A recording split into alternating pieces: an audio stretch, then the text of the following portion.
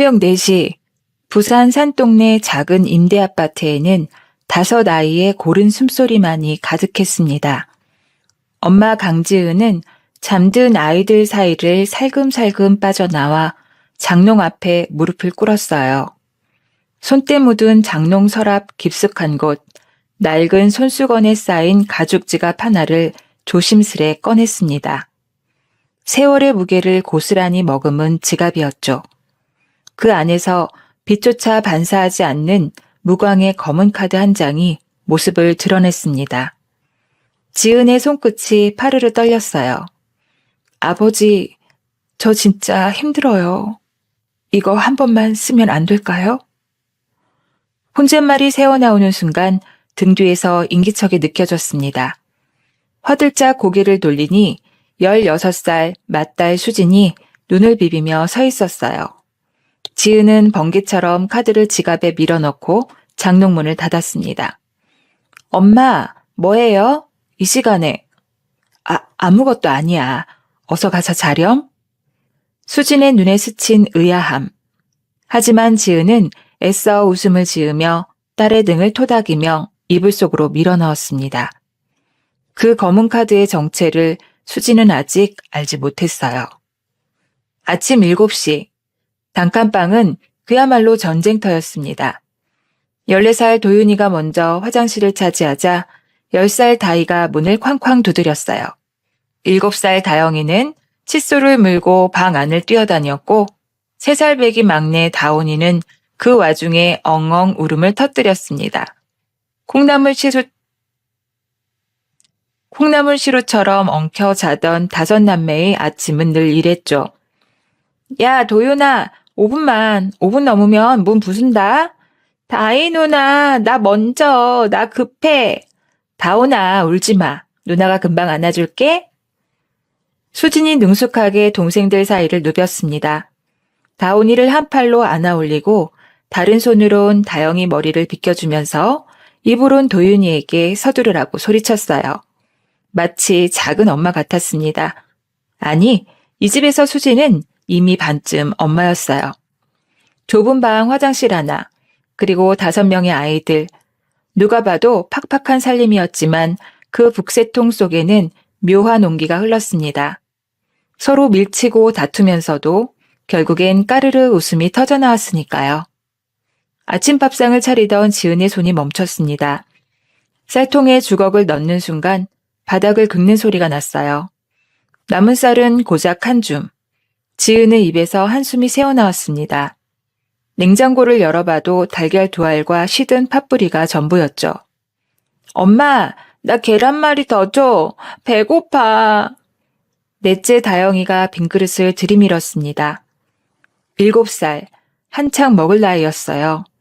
지은은 자신의 밥그릇에서 절반을 덜어 다영이 앞에 놓았습니다. 엄마는 아침에 입맛이 없어서 그래.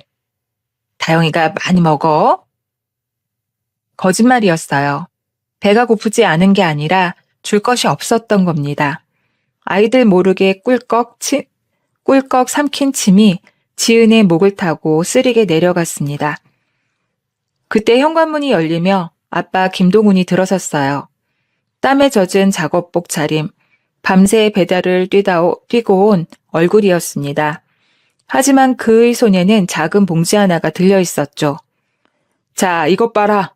어젯밤 손님이 팁으로 주신 거야. 봉지 안에서 초코파이 한 묶음이 나왔습니다. 아이들의 눈이 둥그레졌어요. 우와, 초코파이다. 나 2개 먹을래. 야, 공평하게 하나씩이야. 5아이가 초코파이 하나씩을 손에 쥐고 환호했습니다. 동우는 그 모습을 바라보며 피곤한 얼굴에 미소를 띄었어요. 지은도 남편 곁에 서서 아이들을 바라봤습니다. 가난했지만 그 순간만큼은 세상에서 가장 부유한 가족 같았어요. 하지만 현실은 달랐습니다. 아이들을 학교와 유치원에 보낸 뒤 동우는 우편함에서 꺼낸 봉투를 펼쳤어요. 밀린 월세 독촉장, 붉은 글씨로 최종 통보라고 찍혀 있었습니다. 여보, 오늘 밤에 비가 온대. 비 오는 날은 배달비가 2배거든? 오늘 하루만 바짝 뛰면 쌀값은 벌 수 있어. 동훈의 목소리에는 간절함이 묻어 있었어요. 지은은 남편의 손을 꼭 잡았습니다. 당신 몸이 걱정돼요. 어젯밤도 뜬 눈으로 세웠잖아요. 괜찮아. 조금만 더 버티면 돼. 다온이 수술비만 모으면. 막내 다온이 선천적으로 심장이 약한 아이였습니다.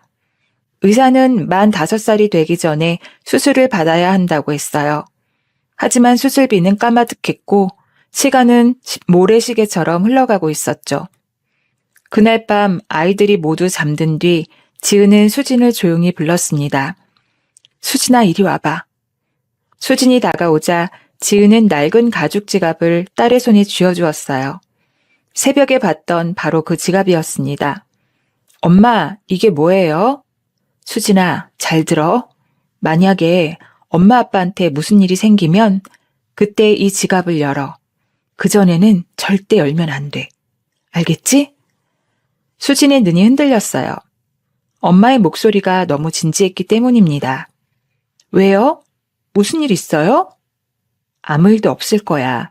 그냥 만약의 경우를 말하는 거야. 이건 우리 가족 자존심이야. 아무리 힘들어도 진짜 죽을 것 같을 때가 아니면 쓰면 안 돼? 지은은 딸의 어깨를 꼭 안았습니다. 수지는 그 품에서 엄마의 심장 소리를 들었어요.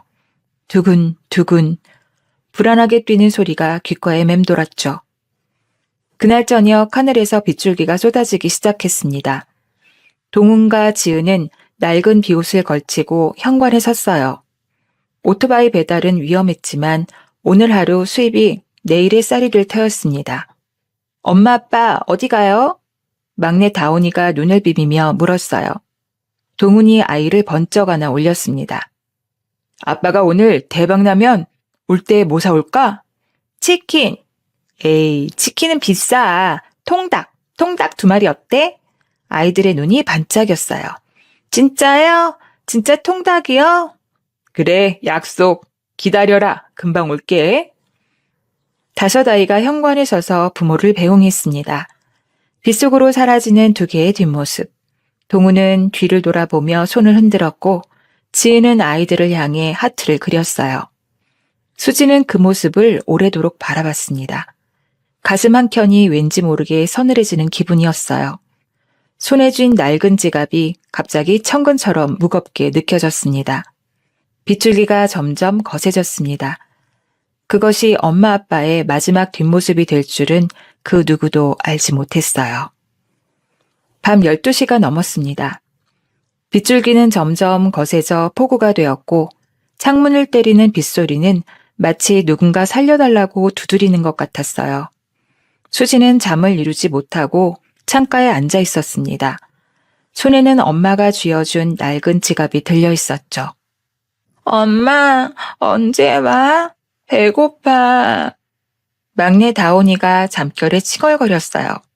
수진이 달려가 동생을 토닥였습니다. 조금만 기다려. 엄마 아빠 금방 오실 거야. 통닭 들고 오신대. 하지만 시계바늘은 자정을 넘어 새벽 1시를 향해 달려가고 있었어요. 수지는 아빠 핸드폰으로 전화를 걸었습니다. 신호음이 울리다가 차가운 기계음이 흘러나왔죠. 연결이 되지 않습니다. 삐. 엄마 핸드폰도 마찬가지였어요. 수진의 손이 떨리기 시작했습니다. 창밖 빗줄기를 바라보며 중얼거렸어요. 설마, 아니야, 아닐 거야. 가슴 한편이 싸늘하게 얼어붙는 기분이었습니다. 엄마가 지갑을 건네며 했던 말이 자꾸만 귓가에 맴돌았어요. 만약 무슨 일이 생기면 그 말이 왜 그렇게 불길하게 느껴졌을까요? 새벽 2시, 쾅쾅쾅. 다급하게 현관문을 두드리는 소리에 아이들이 모두 깨어났습니다. 도윤이가 벌떡 일어나 소리쳤어요. 아빠다! 아빠 왔다! 5 남매가 우르르 현관으로 달려갔습니다. 수진이 떨리는 손으로 문을 열었어요. 하지만 문 앞에 서 있는 건 통닭 봉지를 든 아빠가 아니었습니다. 빗물에 흠뻑 젖은 제복 차림의 경찰관 2명이었어요. 경찰관의 얼굴에는 차마 말을 꺼내기 어려운 표정이 서려 있었습니다. 그는 모자를 벗어들고 고개를 숙였어요. 김동훈 씨, 강지은 씨 댁 맞습니까? 수지는 대답하지 못했습니다. 입술이 파르르 떨렸어요. 경찰관의 다음 말이 나오기도 전에 이미 알고 있었어요. 알고 싶지 않았지만 본능적으로 느껴졌습니다. 마음 단단히 먹으세요. 두 분이 빗길의 트럭과 그 다음 말은 들리지 않았습니다. 수진의 귀가 멍해졌어요. 세상의 모든 소리가 물속에 잠긴 것처럼 멀어져 갔죠. 옆에서 도윤이가 무슨 말을 하는 것 같았고 다희와 다영이가 울음을 터뜨린 것 같았어요. 하지만 수지는 아무것도 들을 수 없었습니다. 손에서 힘이 빠지며 낡은 지갑이 바닥으로 떨어졌습니다. 병원 병환실은 지독하게 차가웠습니다. 흰 천에 덮인 두구의 시신, 그 앞에 5 아이가 서 있었어요. 수진이 떨리는 손으로 천을 걷어 올렸습니다. 엄마의 얼굴이 보였어요. 평화로워 보였습니다. 마치 잠든 것 같았죠. 하지만 손을 잡으니 얼음장처럼 차가웠어요. 엄마 일어나. 나야, 수진이야. 대답이 없었습니다. 영원히 없을 거라는 걸 알면서도 수진은 엄마의 어깨를 흔들었어요. 막내 다온이가 아빠의 시신 앞에서 울음을 터뜨렸습니다. 아빠, 통닭 사온다며? 거짓말쟁이야, 거짓말쟁이. 3살배기 아이의 울음소리가 영안실 벽에 부딪혀 메아리 쳤어요. 다영이와 다희도 바닥에 엎드려 오열했습니다. 도윤이는 이를 악물고 눈물을 참으려 했지만 결국 무릎이 꺾이며 주저앉고 말았죠. 5 남매가 차디찬 영안실 바닥에 엎드려 세상이 떠나가라 울었습니다. 그 모습이 너무도 처참해서 의료진들도 차마 바라보지 못하고 고개를 돌렸어요. 그날 밤 하늘에서는 비가 쏟아졌고 5 아이의 세상은 산산이 무너져 내렸습니다. 장례식장은 을씨년스러웠습니다. 조문객은 손에 꼽을 정도였어요. 같은 동네에 살던 이웃들 몇몇이 왔다가 빈소 앞에서 수근거렸습니다. 저 집 빚도 많다던데. 애들이 5이래. 누가 저걸 다 걷어? 남의 일이니까. 그들은 부의금 봉투 하나 남기지 않고 돌아갔어요. 수지는 그 뒷모습을 바라보며 주먹을 꽉 쥐었습니다. 세상이 이토록 차갑다는 걸 16에 처음 알았어요. 동생들은 영정사진 앞에 옹기종기 모여 앉아 있었습니다. 검은 상복 대신 집에서 입던 낡은 옷차림이었어요. 상복을 맞출 돈조차 없었으니까요. 그때 장례식장 문이 벌컥 열렸습니다. 검은 양복을 입은 사내 서너 명이 성큼성큼 들어왔어요. 눈빛이 사나웠습니다. 사채업자들이었죠. 야, 김동훈, 어디 있어? 선두에 선 사내가 빈소를 둘러보다 영정사진을 발견했어요. 그제야 상황을 파악한 듯 허탈하게 웃었습니다. 뭐야, 죽었어? 이거 웃기네. 죽으면 끝이야? 빚은 갚고 가야지. 다른 사내가 제사상을 발로 걷어찼어요. 과일과 떡이 바닥에 나뒹굴었습니다. 아이들이 공포에 질려 영정사진 뒤로 숨었어요. 다온이가 다희 품에 얼굴을 묻고 떨었습니다. 수진이 2 팔을 벌려 동생들 앞을 막아섰어요. 저희 돈 없어요. 제발 가주세요. 16 소녀의 목소리가 떨렸습니다. 하지만 사채업자들은 비웃기만 했어요. 돈 없어? 그럼 이 집 세간살이라도 다 뜯어가야겠네. 바로 그 순간이었습니다. 어디서 행패야? 우렁찬 고함 소리와 함께 누군가 장례식장 안으로 들어섰어요. 멀끔한 양복 차림에 반듯하게 빗어넘긴 머리, 50대 중반으로 보이는 남자였습니다. 박기태, 5년 전 세상을 떠난 아이들의 고모, 그러니까 지은의 아빠의 누나와 결혼했던 사람이었어요. 고모가 돌아가신 뒤로는 연락이 끊긴 지 오래였죠. 사실상 남남이나 다름없는 사이였습니다. 박기태가 사채업자들 앞을 가로막았어요. 내가 이 아이들 보호자요. 보험금 나오면 정산해 줄 테니까 오늘은 꺼져. 그의 눈빛에는 사채업자들도 움찔할 만큼 도끼가 서려 있었습니다. 잠시 대치하던 사채업자들이 혀를 차며 돌아섰어요. 좋아, 기다려줄게. 대신 보험금 나오는 날 연락 안 하면 그때는 진짜 가만 안 둬. 사채업자들이 사라지자 박기태가 아이들에게 다가왔습니다. 그의 얼굴에 부드러운 미소가 번졌어요. 아이고, 내 새끼들. 많이 무서웠지? 박기태가 수진을 꼭 안아주었습니다. 수진은 그 품에서 한동안 흐느꼈어요. 처음으로 누군가 자신들의 편이 되어준 것 같았습니다. 고모가 꿈에 나왔어. 동생 가족 부탁한다고. 그래서 달려왔다. 이제 이 고모부가 너희 아빠야. 걱정 마. 아이들의 눈에 한 줄기 희망이 비쳤습니다. 지옥 같은 하루 끝에 찾아온 한 줄기 빛이라고 생각했어요. 하지만 그 누구도 눈치채지 못했습니다. 수진을 안아주면서도 박기태의 눈이 다른 곳을 향하고 있었다는 것을. 그의 시선은 상주석 옆에 놓인 서류들, 사망 진단서와 보험금 청구 안내문에 꽂혀 있었어요. 그리고 그의 입가에 스친 희미한 미소.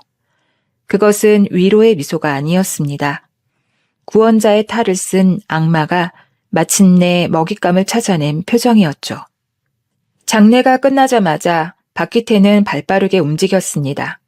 수진아, 고모부랑 잠깐 나갔다 오자. 너희 앞으로 해야 할 서류들이 있어. 수진은 고개를 끄덕이며 따라 나섰어요. 동사무소, 보험사, 은행, 하루 종일 여러 곳을 돌아다녔습니다. 박기태는 능숙하게 서류들을 처리했어요. 마치 이런 일에 익숙한 사람처럼요. 보험사 청구 앞에서 직원이 서류를 훑어보며 말했습니다. 부모님 두 분이 동시에 사망하시고 자녀가 5명이시라 수령액이 상당하시네요. 박기태의 눈이 번뜩였어요. 입꼬리가 살짝 올라갔습니다. 하지만 곧바로 표정을 지우고 근엄한 목소리로 말했어요. 그래요? 이 아이들 앞날을 위해 잘 써야겠네요. 수지는 옆에서 그 모습을 지켜봤습니다. 뭔가 이상했어요. 고모부의 눈빛이 아까 장례식장에서 자신을 안아줄 때와는 전혀 달랐거든요. 차갑고 날카롭고 마치 계산기를 두드리는 것 같은 눈이었습니다. 고모부, 저는 왜 도장을 안 찍어요? 엄마 아빠 보험금인데. 수진이 조심스럽게 물었어요. 박기태가 어깨를 툭 치며 웃었습니다. 야, 너 아직 미성년자잖아. 법적으로 고모부가 대신해주는 거야. 걱정 마. 한 푼도 안 빼먹어. 그 말을 믿어야 했어요. 믿고 싶었습니다. 이 세상에 자신들 편은 이제 고모부밖에 없으니까요. 며칠 뒤 수진이 조심스럽게 입을 열었습니다. 고모부, 다온이 심장 검사 받아야 해요. 엄마가 다음 달에 큰 병원 예약해놨거든요. 막내 다온이는 선천적으로 심장이 약했어요. 정기적인 검진을 받아야 했고 만 5살이 되기 전에 수술을 해야 했습니다. 엄마 아빠가 그토록 악착같이 돈을 모은 이유도 바로 그 수술비 때문이었죠. 박기태가 손을 내저었어요. 아, 그건 서울 가서 하자. 서울에 더 좋은 병원 많잖아. 부산 총구석에선 뭐래? 하지만 예약이 됐어. 내가 알아서 할게. 서울 가면 대학병원 바로 데려갈 테니까 걱정 마라. 수지는 더 이상 말하지 못했습니다. 고모부 말이 맞는 것 같기도 했어요. 서울에 더 좋은 병원이 있겠지. 그렇게 믿기로 했습니다. 하지만 박기태는 다온이를 병원에 데려갈 생각이 전혀 없었어요. 그의 머릿속에는 오직 하나의 계산만 돌아가고 있었죠. 보험금에서 병원비를 빼면 얼마가 남는지 그 계산뿐이었습니다. 이사날이 다가왔습니다. 박기태는 임대아파트 보증금을 빼고 그 안에 가구와 살림살이를 고물상에 넘기기 시작했어요. 아이들이 어릴 때부터 쓰던 책상, 엄마가 장만한 그릇장, 아빠가 만들어준 책꽂이, 모든 것이 트럭에 실려나갔습니다. 고모부, 이거 버리면 안 돼요. 엄마 아빠 물건이에요. 다이가 매달렸지만 박기태는 귀찮다는 듯 손을 털었어요. 낡아 빠진 것들 들고 서울까지 갈 거야? 서울 가서 새 거 사줄게. 아이들이 울먹이며 지켜보는 가운데 추억이 담긴 물건들이 하나둘 사라져갔습니다. 이 집에서 엄마 아빠와 함께한 흔적들이 헐값에 팔려나갔어요. 그때 수진의 눈에 무언가가 들어왔습니다. 쓰레기 봉투 안에 구겨져 들어가는 낡은 천조각. 엄마가 늘 두르던 앞치마였어요. 꽃무늬가 바랜 그 앞치마에서는 아직도 엄마 냄새가 났습니다. 수지는 아무도 보지 않는 틈을 타 봉투에서 앞치마를 꺼냈어요. 꾹꾹 접어서 자신의 가방 깊숙이 숨겼습니다. 이건 절대 버릴 수 없었어요. 이게 없으면 엄마가 진짜로 사라져버릴 것 같았거든요. 서울로 향하는 낡은 봉곤차 안. 5남매는 짐짝처럼 구석에 앉아 있었습니다. 창밖으로 부산의 풍경이 멀어져 갔어요. 태어나서 자란 동네, 다니던 학교 친구들, 모든 것이 뒤로 흘러갔습니다. 아이들의 눈에 눈물이 고였어요. 고모부, 우리 서울 어디로 가요? 아파트예요? 둘째 도윤이가 물었습니다. 박희태의 얼굴이 순간 일그러졌어요. 가보면 알아. 조용히 좀 해라. 운전에 집중해야 하니까. 싸늘한 목소리였습니다. 장례식장에서 아이들을 안아주던 그 따뜻한 목소리는 어디로 간 걸까요? 도윤이가 움찔하며 입을 다물었어요. 차 안에 무거운 침묵이 내려앉았습니다. 고속도로 휴게소에 들렀습니다. 점심시간이었어요. 박희태가 먼저 식당으로 들어갔습니다. 너희는 여기서 기다려. 고모부 밥 먹고 올게. 아이들은 휴게소 벤치에 앉아 기다렸어요. 10분, 20분, 30분. 한참이 지나서야 박희태가 나타났습니다. 그의 손에는 비닐봉지가 들려 있었어요. 자, 먹어라. 봉지 안에는 소보로빵 5개와 우유 2팩이 전부였습니다. 5명이 나눠 먹기엔 턱없이 부족했어요. 고모부는요? 고모부는 뭐 드셨어요? 다영이가 고개를 갸웃거리며 물었어요. 박희태의 입가에 아직 국물 자국이 남아 있었습니다. 따끈한 국밥을 먹고 온 게 분명했죠. 고모부는 벌써 먹었어. 너희는 돈 아껴야지. 서울 가서 좋은 집 사려면 아껴 써야 해. 아이들은 푸석푸석한 빵을 나눠 먹었습니다. 목이 막혀서 잘 넘어가지 않았어요. 우유 2팩을 5이 돌려 마시며 아이들은 서로의 눈치만 살폈습니다. 휴게소 화장실에 다녀오던 수진의 발걸음이 멈췄습니다. 봉고차 뒤편에서 박희태의 목소리가 들려왔어요. 전화통화를 하는 것 같았습니다. 수진은 숨을 죽이고 귀를 기울였어요. 형님, 한 5억 당겼어. 애들이 5이라 보험금이 꽤 되더라고. 5억. 그 숫자가 수진의 귀에 박혔습니다. 빚 갖고도 남지. 하하, 그래, 이번엔 진짜 대박이야. 수진의 심장이 덜컥 내려앉았어요. 다리에 힘이 풀렸습니다. 벽에 기대어 간신히 몸을 지탱했죠. 대박이라고? 엄마 아빠가 돌아가신 게 대박이야? 머릿속이 하얘졌습니다.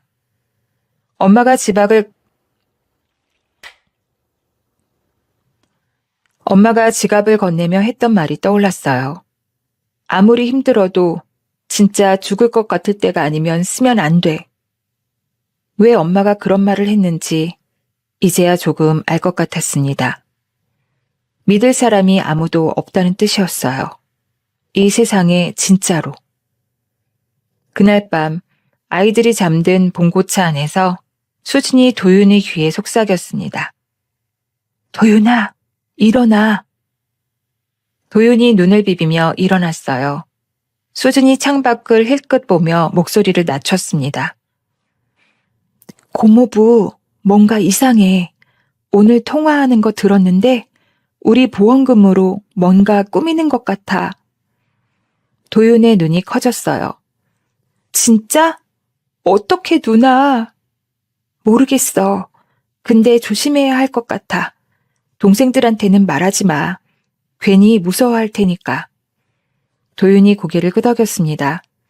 그리고 어둠 속에서 누나의 손을 꼭 잡았어요. 누나, 걱정 마. 내가 누나 도와줄게. 무슨 일 있으면 나한테 말해. 14살 소년의 손이었지만 그 힘이 수진에게는 얼마나 큰 위로가 되었는지 몰라요. 이 험한 세상에서 적어도 동생들만큼은 자신의 편이었으니까요. 봉고차는 캄캄한 고속도로를 달렸습니다. 목적지가 어딘지도 모른 채 5남배는 늑대의 뱃속으로 빨려 들어가고 있었어요. 봉고차가 멈춘 곳은 서울 변두리, 좁은 골목 안쪽이었습니다. 박기태가 손가락으로 가리킨 곳을 보고 수지는 자신의 눈을 의심했어요. 반쯤 땅에 묻힌 창문, 녹슨 철제 난간, 페인트가 벗겨진 철문. 그곳은 집이 아니라 지하 창고 같았습니다. 여기가 우리 집이에요? 도윤이가 믿을 수 없다는 듯 물었어요. 박기태가 철문을 열며 퉁명스럽게 대답했습니다. 서울이 얼마나 비싼 줄 알아? 일단 여기서 지내고 돈 더 모이면 이사 가는 거야. 문을 열자마자 퀴퀴한 곰팡이 냄새가 코를 찔렀어요. 축축한 공기가 피부에 달라붙었습니다. 아이들이 우르르 안으로 들어갔어요. 방은 단칸이었습니다. 5명이 나란히 누우면 꽉 찰 정도로 좁았죠. 천장은 손을 뻗으면 닿을 만큼 낮았고 벽에는 군데군데 검은 곰팡이가 피어 있었어요. 화장실은 밖에 있었습니다. 공동 화장실. 남녀 구분도 없는 낡은 변기 하나가 전부였어요. 막내 다온이가 수진의 다리를 붙잡고 울음을 터뜨렸습니다. 누나, 무서워. 여기 싫어. 집에 갈래. 수진은 다온을 안아 올리며 입술을 꽉 깨물었어요. 집이라고요? 그 집은 이제 없어요. 엄마도 아빠도 부산의 그 작은 아파트도 전부 사라져버렸잖아요. 첫날 밤은 악몽 같았습니다. 낡은 이불을 깔고 5남매가 옹기종기 누웠어요. 잠을 청하려는데 벽에서 무언가가 스르륵 기어나왔습니다. 바퀴벌레였어요. 한 마리가 아니었습니다. 2마리, 3마리, 어둠 속에서 바스락거리는 소리가 사방으로 들려왔죠. 야! 다영이가 비명을 질렀어요. 다이가 재빨리 동생들의 눈을 손으로 가렸습니다. 괜찮아, 괜찮아. 언니가 잡을게. 눈 감고 있어? 10살 다이가 떨리는 손으로 벌레를 쫓았습니다. 신발로 바닥을 내리치고 구석구석 뒤져가며 밤새 벌레와 싸웠습니다. 수진이 동생 곁에서 함께 싸웠어요. 2 자매의 손이 퉁퉁 부어오르도록 그 긴 밤이 지나갔습니다. 동이 틀 무렵 아이들은 지쳐서 잠들었어요. 하지만 잠든 얼굴에도 평화로움은 없었습니다. 미간을 찌푸린 채 흐느끼듯 잠꼬대를 하는 아이들. 수지는 그 모습을 바라보며 눈물을 삼켰어요. 엄마, 우리 이러려고 서울 온 거 아니잖아요. 속으로 외친 말은 아무에게도 닿지 않았습니다. 박기태는 컵라면 박스 하나와 김치통 하나를 내려놓고 말했어요. 앞으로 이게 너희 주식이야. 물 끓여서 먹어. 그리고 사라졌습니다. 하루, 이틀, 사흘. 고모부는 며칠째 들어오지 않았어요. 전화를 걸어도 받지 않았습니다. 5 아이는 컵라면으로 끼니를 때웠습니다. 처음에는 한 끼에 1개씩 먹었어요. 하지만 라면이 줄어들자 2명이 1개를 나눠 먹었습니다. 그러다 나중에는 3명이 1개를 나눠 먹었어요. 국물에 밥을 말아 먹으면 양이 불어날까 싶었지만 밥이 없었습니다. 쌀을 살 돈도, 쌀을 사러 나갈 용기도 없었어요. 서울은 너무 넓고 아이들은 너무 어렸습니다. 박기태는 그 시간 어디에 있었을까요? PC방 구석자리에 앉아 온라인 도박에 빠져 있었어요. 화면에서 숫자가 돌아갈 때마다 아이들의 보험금이 사라져갔습니다. 그의 눈은 핏발이 서 있었고 입가에는 라면 국물 대신 싸구려 소주 냄새가 배어 있었죠. 열흘이 지났을 무렵 라면마저 바닥났습니다. 설상가상으로 수도세가 밀려 물까지 끊겼어요. 수진이 수도꼭지를 틀었지만 꾸르륵 소리만 나고 물은 나오지 않았습니다. 누나, 목말라. 다온이가 갈라진 목소리로 말했어요. 수지는 빈 물통을 들고 밖으로 나섰습니다. 한참을 걸어 공원을 찾았어요. 공원 수도가에서 물을 받아왔습니다. 무거운 물통을 양손에 들고 골목 계단을 내려오는 수진의 어깨가 축 처져 있었어요. 16살, 학교에 다녀야 할 나이였습니다. 친구들과 웃고 떠들어야 할 나이였어요. 하지만 수진에게 학교는 이미 먼 나라 이야기가 되어버렸습니다. 지금 이 아이에게 주어진 건 동생 넷의 목숨을 책임져야 하는 게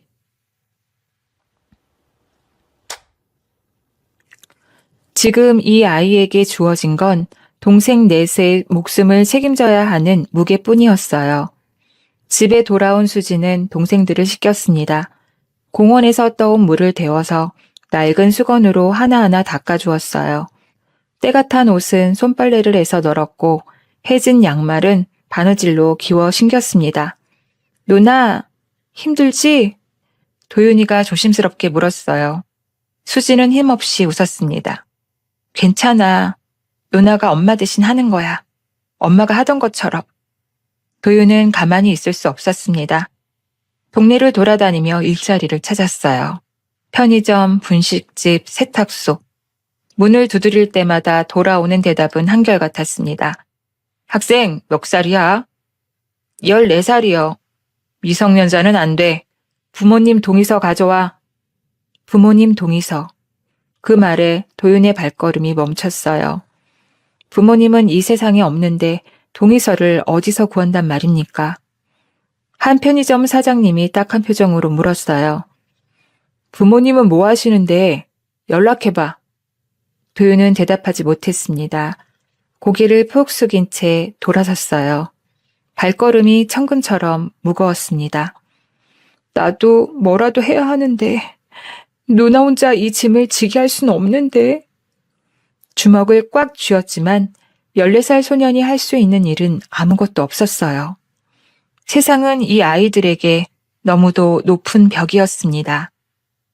습하고 눅눅한 반지하 환경은 막내 다온에게 치명적이었습니다. 원래도 심장이 약했던 아이였어요. 기침이 시작되더니 점점 심해졌습니다. 밤마다 콜록콜록 기침을 쏟아냈고 숨소리가 거칠어졌어요. 고모부, 다온이가 아파요. 병원 가야 해요. 수진이 전화기를 붙들고 애원했습니다. 하지만 박기태는 전화를 받지 않았어요. 신호음만 허공에 울렸습니다. 수진은 지갑을 뒤졌어요. 남은 돈은 동전 몇 개뿐이었습니다. 병원은커녕 약국에 가기도 어려웠어요. 수진은 다온을 꼭 안고 밤새 등을 쓸어주었습니다. 괜찮아, 다온아. 누나가 있잖아. 누나가 지켜줄게. 뜨거운 이마를 식히려 젖은 수건을 올렸어요. 하지만 수건은 금세 다시 뜨거워졌습니다. 아이의 체온이 너무 높았어요. 엄마 보고 싶어. 다온이가 잠결에 헛소리를 했습니다. 수진의 눈에서 눈물이 볼을 타고 흘러내렸어요. 하지만 동생들 앞에서 울 수 없었습니다. 이를 악물고 눈물을 삼켰어요. 동생들이 모두 잠든 깊은 밤, 수진은 가방 깊숙이 숨겨둔 것을 꺼냈습니다. 엄마의 앞치마였어요. 부산 집에서 몰래 챙겨온 꽃무늬가 바랜 낡은 앞치마. 코끝에 가져다 대니 희미하게 엄마 냄새가 났습니다. 된장찌개를 끓이던 냄새, 빨래를 널던 냄새, 아침마다 아이들을 깨우던 냄새, 그 모든 기억이 천조각에 스며들었어요. 수지는 앞치마를 얼굴에 묻고 소리 없이 울었습니다. 어깨가 들썩였지만 소리는 내지 않았어요. 동생들이 깰까봐, 동생들이 불안해할까봐. 엄마, 나 못하겠어요. 나 아직 16이에요. 어떻게 해야 해요? 아무도 대답해주지 않았습니다. 축축한 반지하 방 안에서 16 소녀의 울음소리만 곰팡이 핀 벽에 스며들었어요. 창밖으로는 달빛조차 들어오지 않았습니다. 반쯤 땅에 묻힌 창문 너머로 지나가는 사람들의 발만 보였어요. 누구도 이 지하방에 5아이가 굶주리고 있다는 걸 알지 못했습니다. 세상은 그렇게 이 아이들을 잊어버린 듯 했어요. 그날 밤 반지하 방 문이 거칠게 열렸습니다. 쾅! 철문이 벽에 부딪히는 소리에 아이들이 화들짝 놀라 깨어났어요. 어둠 속에서 비틀거리며 들어오는 그림자, 박기태였습니다. 술 냄새가 진동했어요. 눈이 풀려 있었고 입에서는 알아들을 수 없는 중얼거림이 새어나왔습니다. 이 빌어먹을, 또 잃었어. 또 다 날렸다고! 박기태가 방 안을 휘청거리며 돌아다녔어요. 그러다 바닥에 누워있던 도윤이의 다리를 발로 걷어찼습니다. 야! 일어나! 도윤이 비명을 지르며 벌떡 일어났어요. 뭐가 어떻게 된 건지도 모른 채 공포에 질린 눈으로 박기태를 올려다봤습니다. 이 식충이들아! 너희 때문에 재수가 없어서 돈을 잃었잖아! 박기태의 고함이 좁은 방 안에 울려 퍼졌어요. 아이들이 구석으로 몰려들었습니다. 다온이가 울음을 터뜨렸고 다영이와 다이가 서로를 끌어안았어요. 수진이 떨리는 목소리로 말했습니다. 고모부, 진정하세요. 저희가 뭘 잘못했는데요. 잘못? 너희가 존재하는 게 잘못이야. 밥값도 못하는 것들이 5이나 되니까 재수가 없지. 말이 되지 않는 소리였어요. 하지만 술에 취한 사람에게 논리는 통하지 않았습니다. 박기태의 눈에는 광기가 서려 있었어요. 도박에서 잃은 돈, 사라져가는 보험금, 그 분노가 고스란히 아이들을 향했습니다. 박기태가 비틀거리며 구석에 놓인 비닐봉지를 뒤졌어요. 아까 사온 치킨이었습니다. 자기 혼자 먹으려고 산 것이었죠. 봉지를 열어보더니 얼굴이 일그러졌어요. 야! 누가 이거 먹었어? 봉지 안에는 뼈만 앙상하게 남아있었습니다. 사실 박기태가 취해서 다 먹은 거였어요. 하지만 그는 그걸 기억하지 못했습니다. 그때 구석에 웅크린 다영이의 입가에 기름기가 묻어있는 게 보였어요. 아까 박기태가 잠든 사이 너무 배가 고팠던 다영이가 버려진 뼈에 붙은 살점을 몰래 핥았던 거였습니다. 고작 7살, 한창 먹을 나이의 아이였어요. 박기태의 눈이 다영이에게 꽂혔습니다. 야, 네가 먹었지? 거지 새끼도 아니고. 그가 다영이에게 다가갔어요. 수진이가 막아서려 했지만 박기태가 먼저 다영이의 머리를 움켜쥐었습니다. 그리고 이마를 세게 튕겼어요. 퍽. 아야, 아파요, 아파. 다영이가 자지러지게 울었습니다. 이마가 빨갛게 부어올랐어요. 7살 아이의 비명이 반지하 방 안에 가득 찼습니다. 다이가 재빨리 움직였어요. 울부짖는 다영이를 번쩍 안아 올려 방 구석으로 도망쳤습니다. 작은 몸으로 동생을 감싸 안고 이불을 뒤집어 썼어요. 다영아, 울지 마. 언니가 지켜줄게. 조용히 해야 해. 응? 10살 다이의 목소리도 떨리고 있었습니다. 하지만 동생 옆에서 무너질 수는 없었어요. 이불 속에서 다영이를 꼭 안은 채 다이는 눈을 질끈 감았습니다. 엄마, 무서워요. 엄마 어디 있어요? 마음속으로 엄마를 불렀지만 대답은 없었습니다. 이불 밖에서는 고모부의 고함 소리와 동생들의 울음소리가 뒤섞여 지옥 같은 소음을 만들어냈어요. 그때 도윤이가 벌떡 일어섰습니다. 왜 내 동생을 때려요? 14살 소년이 박기태 앞을 가로막았어요. 주먹을 꽉 쥐고 이를 악물고 똑바로 쳐다봤습니다. 온몸이 떨렸지만 눈빛만은 흔들리지 않았어요. 박기태가 비웃었습니다. 뭐야, 이 새끼가 어디서 어른한테 대들어? 순식간에 박기태의 손이 도윤의 멱살을 움켜쥐었어요.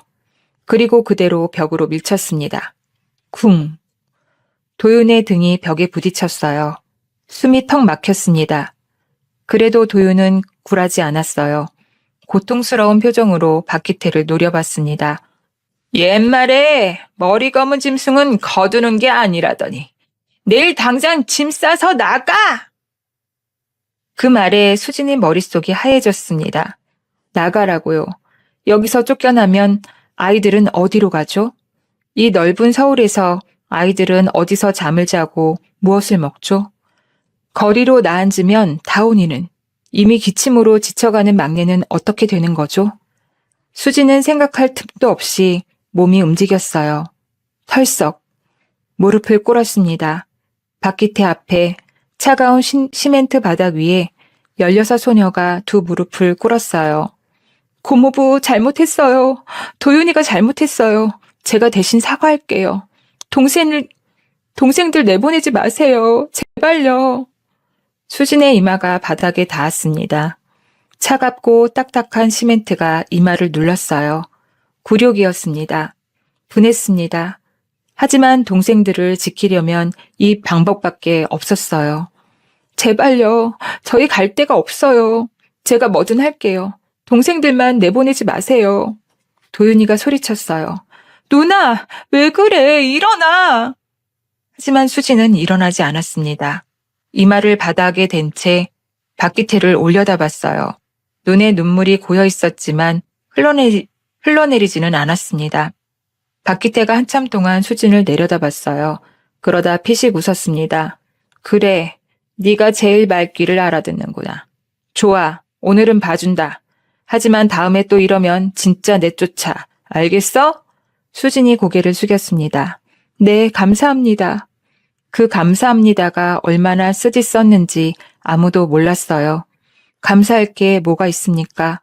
때리지 않고 내쫓지 않는 게 감사의 대상이 되어버린 현실이 수진의 가슴을 찢어놓았습니다. 박기태가 쓰러지듯 잠이 든 뒤 수진은 동생들을 달랬습니다. 다영이의 부은 이마에 젖은 수건을 올려주고 겁에 질린 다온이를 안아 재웠어요. 도윤이가 수진에게 다가왔습니다.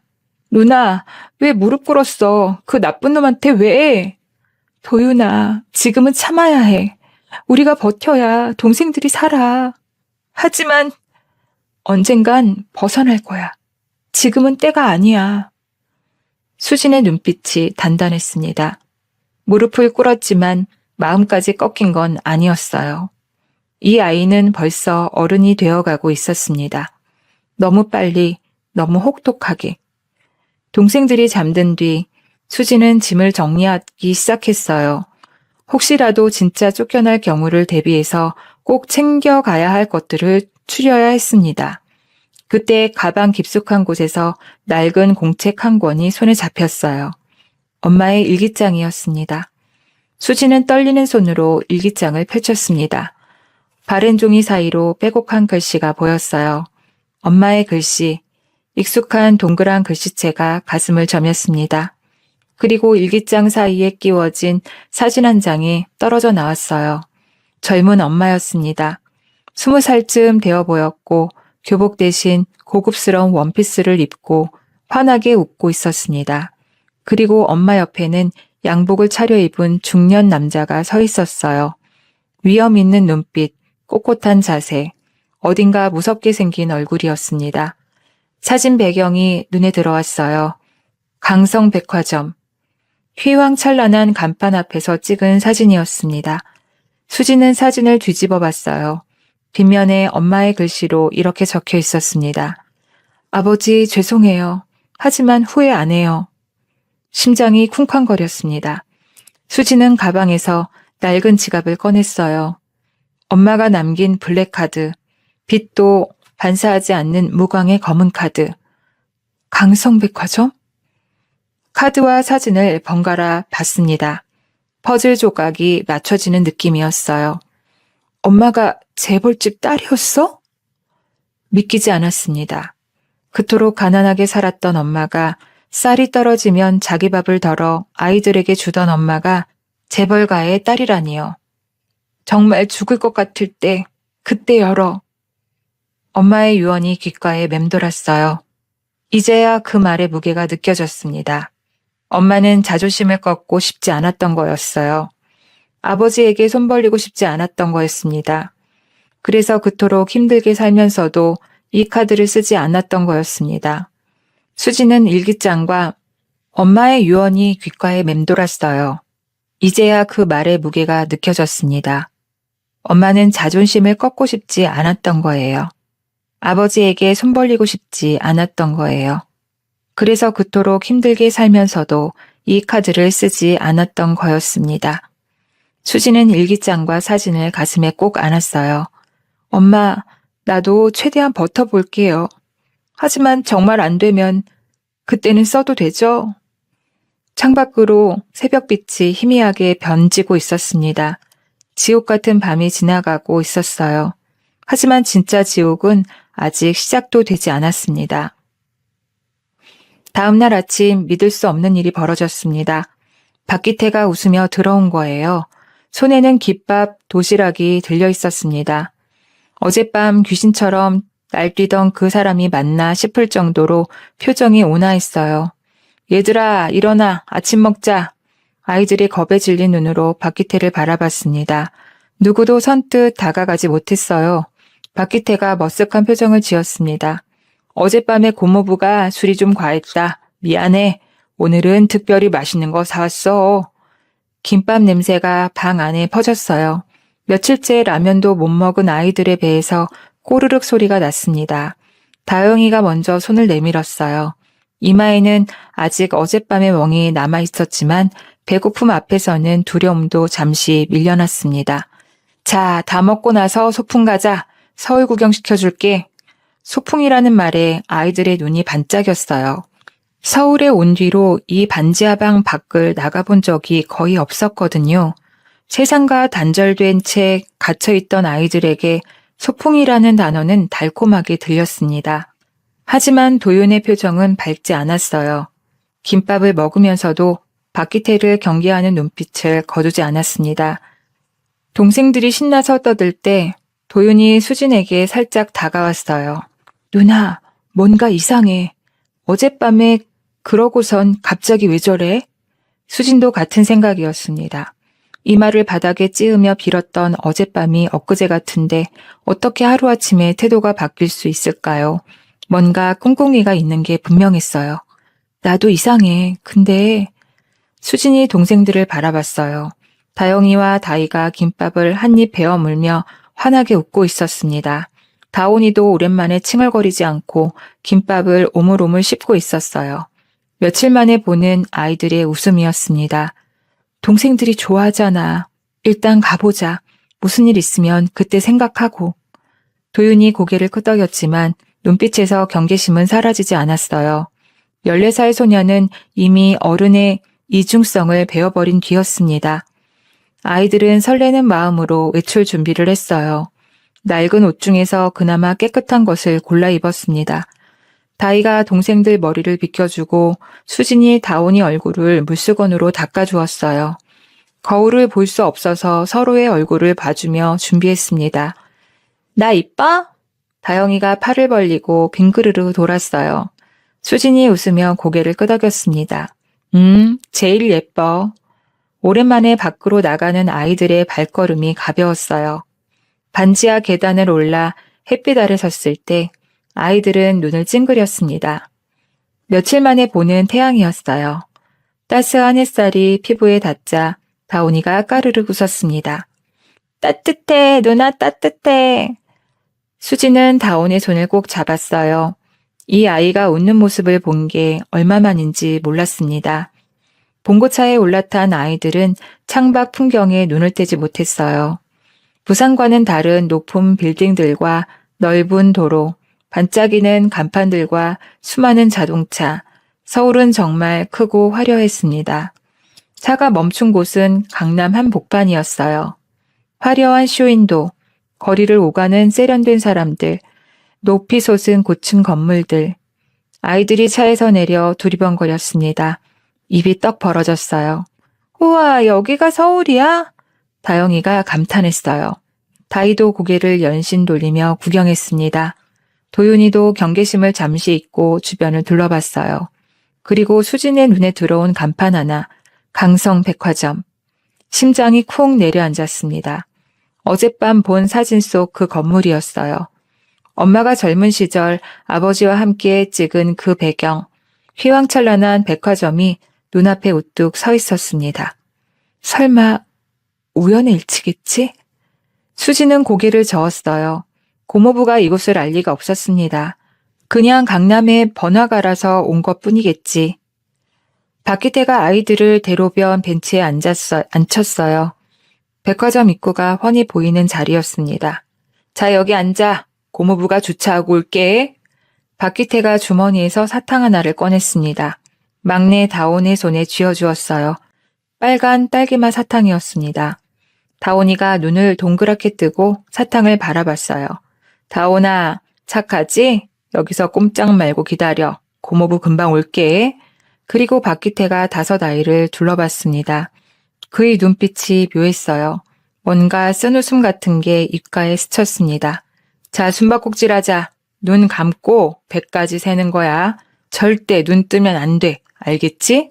동생들이 신나서 고개를 끄덕였어요.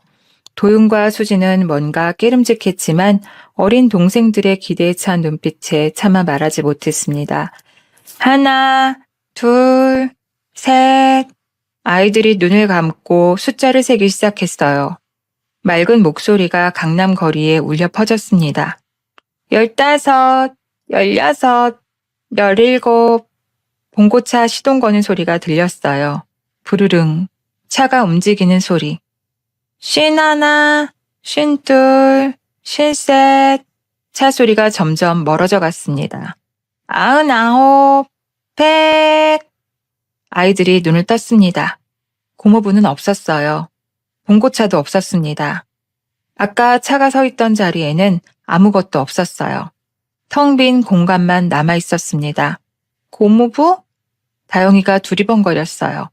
다이도 주변을 살폈습니다. 어디 갔지? 장난치는 거 아니야? 도윤이가 주차장 쪽으로 뛰쳐나갔습니다. 하지만 아무리 찾아도 낡은 봉고차는 보이지 않았습니다. 수진의 얼굴이 하얗게 질렸어요. 그 순간 수진의 머릿속에 어젯밤 엿들은 전화 내용이 스쳤습니다. 5억 당겼어. 빚 갚고도 남지. 갑자기 모든 게 명확해졌어요. 소풍이 아니었습니다. 김밥도 사탕도 웃음도 전부 미끼였어요. 처음부터 계획된 유기였습니다.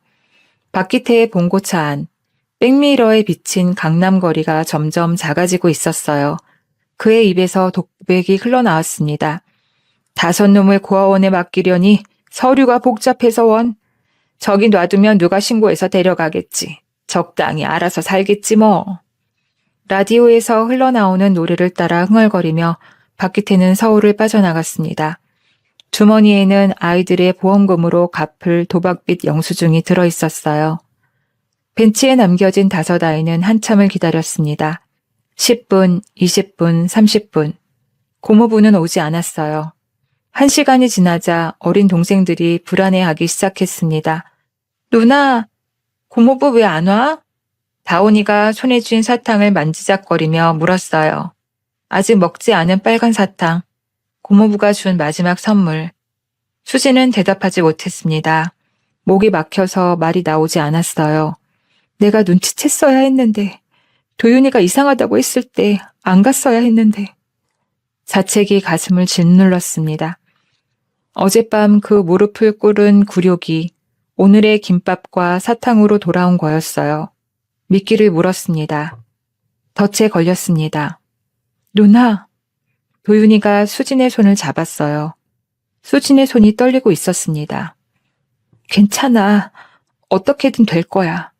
수진이 떨리는 목소리로 말했어요. 하지만 그 말은 동생들을 위해 한 것이 아니었습니다. 자기 자신을 다독이기 위한 거짓말이었어요. 다온이가 손에 쥔 사탕을 내려다봤어요. 그리고 조용히 주머니에 넣었습니다. 3살배기 아이도 느낀 거예요. 뭔가 잘못되었다는 것을. 이 사탕이 달콤한 선물이 아니라 씁쓸한 이별의 증표라는 것을. 강남의 화려한 네온사인이 하나둘 켜지기 시작했습니다. 수많은 사람들이 아이들 곁을 지나갔어요. 하지만 아무도 멈춰서지 않았습니다. 5 남매는 낯선 도시 한복판에 버림받은 채 남겨졌습니다. 밤이 깊어갔습니다. 강남의 화려한 네온사인이 거리를 물들였어요. 명품 가방을 든 사람들, 높은 구두를 신은 여자들, 비싼 양복을 입은 남자들. 수많은 사람들이 아이들 앞을 지나갔습니다. 하지만 아무도 멈춰서지 않았어요. 부모는 어디 가고 애들만 저래? 아유, 요즘 세상에 저런 일도 있나. 불쌍하긴 하네. 수근거리는 소리가 들렸습니다. 하지만 그뿐이었어요. 안타깝다는 말만 남기고 모두 제 갈 길을 갔습니다. 5 아이는 벤치에 앉은 채 점점 작아져 갔어요. 수지는 직감했습니다. 고모부는 오지 않을 거라는 것을. 버려졌구나. 그 사실을 인정하는 순간 온 몸에서 힘이 빠져나갔어요. 하지만 무너질 수는 없었습니다. 옆에서 다온이가 수진의 옷자락을 잡아당기고 있었거든요. 누나, 고모부 언제 와? 3살배기의 맑은 눈이 수진을 올려다봤어요. 손에는 아직도 그 빨간 사탕이 쥐어져 있었습니다. 조금만 기다려, 금방 올 거야. 거짓말이었어요. 수진은 알고 있었습니다. 고모부가 오지 않을 거라는 것을. 하지만 차마 진실을 말할 수 없었어요. 이 어린 동생에게 네가 버림받았다고 어떻게 말합니까? 배고파. 다온이가 배를 움켜쥐었어요. 아침에 먹은 김밥이 전부였습니다. 저녁 시간은 이미 훌쩍 지나 있었어요. 수지는 입술을 꽉 깨물었습니다. 가슴속에서 무언가 쿵쿵 무너져 내리는 소리가 들렸어요. 밤 10시가 되자 백화점 셔터가 내려가기 시작했습니다. 직원들이 하나둘 퇴근하고 화려했던 건물이 어둠 속으로 잠겨갔어요. 경비원이 다가왔습니다. 얘들아, 여기서 뭐해? 이제 문 닫아. 가야지. 저희 갈 데가 없어요. 수진이 떨리는 목소리로 말했어요. 경비원의 표정이 난감해졌습니다. 그래도 여기 있으면 안 돼. 어서 가. 부모님한테 전화해. 부모님. 그 단어가 가슴을 찔렀어요. 수지는 고개를 숙인 채 동생들의 손을 잡았습니다. 가자. 다른 데 가서 기다리자. 5 아이가 백화점 앞을 떠났습니다. 어디로 가야 할지 몰랐어요. 그냥 걸었습니다. 화려한 대로를 벗어나 골목을 벗어나 뒷길로. 아이들의 발걸음은 점점 어두운 곳으로 향했어요. 뒷골목 쓰레기 수거장 옆에 자리를 잡았습니다. 도윤이가 버려진 종이박스를 주워 바닥에 깔았어요. 축축하고 냄새가 났지만 맨바닥보다는 나았습니다. 자, 여기 앉아. 서로 붙어 있어야 따뜻해. 5 남매가 옹기종기 모여 앉았어요. 서로의 등을 맞대고 팔을 끼고 체온을 나눴습니다. 12월의 서울 밤바람은 뼛속까지 파고들었어요. 다영이의 이가 달달 떨렸습니다. 추워 언니, 나 추워. 다이가 자신의 겉옷을 벗어 다영이에게 덮어주었어요. 그러자 이번에는 다이가 떨기 시작했습니다. 수진이 다이를 품에 안았어요. 그리고 다온이가 수진의 품에 파고들었습니다. 괜찮아. 아침 되면 따뜻해질 거야. 수진이 속삭였어요. 하지만 목소리가 떨렸습니다. 이대로 밤을 새울 수 있을까? 내일은 어떡하지? 모레는, 그 다음은. 도윤이가 일어섰습니다. 누나, 내가 뭐 좀 찾아올게. 여기서 기다려. 도윤아, 어디 가려고? 괜찮아. 금방 와. 14살 소년이 어둠 속으로 사라졌어요. 수지는 불안했지만 막을 수 없었습니다. 도윤도 뭐라도 해야겠다는 마음이었을 거예요. 가장 노릇을 하려는 누나를 혼자 두고 싶지 않았겠죠. 도윤은 골목골목을 뒤졌습니다. 음식점 뒷문을 기웃거리고 쓰레기 봉투를 뒤졌어요. 버려진 음식이라도 찾으려고. 구역질이 났지만 참았습니다. 동생들의 배고픈 얼굴이 떠올랐거든요. 한 식당 뒤편에서 비닐봉지에 담긴 밥 찌꺼기를 발견했어요. 밤쯤 남은 반찬들도 있었습니다. 손님들이 먹다 남긴 것들이었죠. 도윤은 봉지를 움켜쥐었습니다. 이거라도. 그때 식당 뒷문이 열렸어요. 야, 거기서 뭐 하는 거야? 도윤이 화들짝 놀라 달아났습니다. 심장이 터질 것 같았어요. 골목을 달리고 또 달렸습니다. 한참을 뛰어서야 멈췄어요. 손에는 아직 봉지가 쥐어져 있었습니다. 헐떡이며 봉지를 열어봤어요. 식은 밥 한 덩이와 반쯤 남은 김치, 그게 전부였습니다. 5명이 나눠 먹기엔 턱없이 부족했어요. 도윤의 눈에 눈물이 고였습니다. 하지만 울지 않았어요. 울 시간에 한 번이라도 더 뒤져야 했습니다. 소녀는 다시 어둠 속으로 걸어갔어요. 다행히 인근의 공원 화장실에서 하룻밤을 보낼 수 있었습니다. 이튿날 아침 배고픔은 더 심해졌습니다. 다이가 용기를 냈어요. 편의점 앞에서 쭈뼛거리다가 나오는 손님에게 다가갔습니다. 저기요, 저희 배가 고파서요. 빵 하나만. 손님은 인상을 찌푸리며 피했어요. 다이가 다른 손님에게 다가갔습니다. 또 피했어요. 그때 편의점 주인이 밖으로 나왔습니다. 야, 뭐 하는 거야? 손님들 불편하게. 죄송해요. 저희 먹을 게 없어서. 거지들이야? 저리 안 가? 주인이 물을 뿌렸어요. 차가운 물이 다이의 얼굴에 쏟아졌습니다. 10살 아이가 맞기엔 너무 모진 말과 행동이었어요. 도윤이 주먹을 꽉 쥐었습니다. 눈에 불이 켜졌어요. 당장이라도 달려들 것 같았습니다. 도윤아, 안 돼. 수진이 도윤의 발을 붙잡았어요. 참아, 여기서 싸우면 경찰 불러. 그럼 우리 뿔뿔이 흩어져. 도윤이 이가 갈렸습니다. 하지만 누나 말이 맞았어요. 지금 이 상황에서 유일하게 지켜야 할 것은 5 남매가 함께 있는 것이었습니다. 수진이 다이의 젖은 얼굴을 옷소매로 닦아주었어요.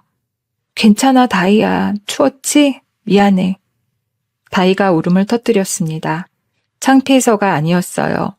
배고파서, 무서워서, 그리고 언니한테 미안해서 울었습니다. 그때 누군가 다가왔어요. 편의점 앞을 청소하던 할머니였습니다. 허리가 굽은 노인이 아이들 앞에 섰어요. 주름진 손에 호빵 2개가 들려 있었습니다. 얘들아, 이거 먹어, 얼른. 아이들이 멈칫했어요. 할머니가 재촉했습니다. 어서 사장한테 들키면 안 돼. 내가 슬쩍 가져온 거야. 수진이 떨리는 손으로 호빵을 받았어요. 따뜻했습니다. 김이 모락모락 피어올랐어요. 감사합니다. 정말 감사합니다. 감사합니다. 정말 감사합니다. 고맙긴. 내 손주들도 너희만 할 텐데 이런 일 당하면 얼마나 서럽겠어. 할머니 눈가가 붉어졌어요. 그리고 주머니에서 구겨진 1,000원짜리 몇 장을 꺼내 수진이 손에 쥐어주었습니다. 이건 할머니 용돈인데 가져가. 많진 않지만. 안 돼요. 이건 못 받아요. 받아. 어른이 주는 건 받는 거야. 힘내. 할머니가 아이들의 머리를 쓰다듬고 돌아갔어요. 굽은 등이 편의점 안으로 사라졌습니다. 아이들은 호빵을 5조각으로 나눴어요. 한 입씩 베어 물었습니다. 따뜻한 팥 앙금이 입안에서 녹았어요.